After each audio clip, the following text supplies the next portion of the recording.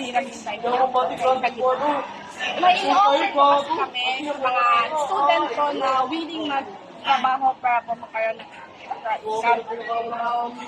Willing po ba kayo magkano po? Benta-benta po ng mga sabon namin po. Tapos, benta po natin po sa online, ganun. Parang, same, parehas po namin i-instance. Pag may pera na po kayo, sa online po, same lang po sa mga student po. If willing din po ba sila trabaho, ganun magkaroon ng extra income, willing po ba kayo?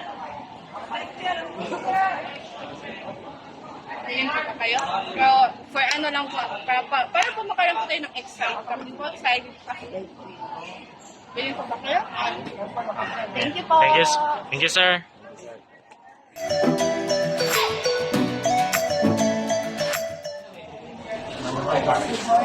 Good morning po ba? Extra income? Paano? Mag-promote kayo ng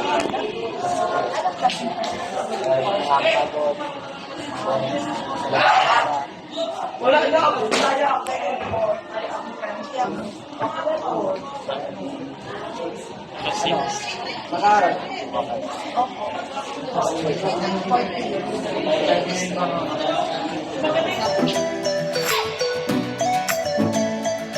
Morning, ma'am, sir. Okay lang mga gusto niyo ba magkaroon ng extra income po?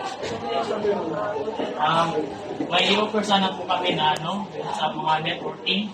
Tsaka yung product namin is sabon. Okay na po ba sa iyo na mag-extra income ganyan, tapos ibenta mo sa ibang apartment ganyan. Sige po, kami pa ma'am. Mama. Thank you ma'am. Excuse me, ma'am. Pwede ba mo ma-istorbo?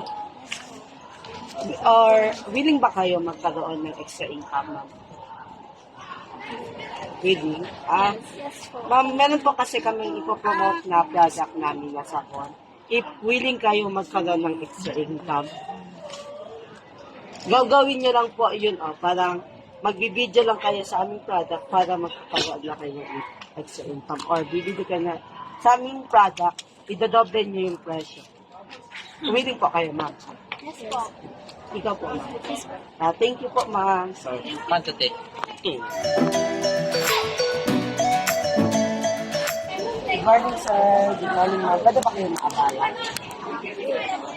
Willing po ba kayo magkaroon ng extra income?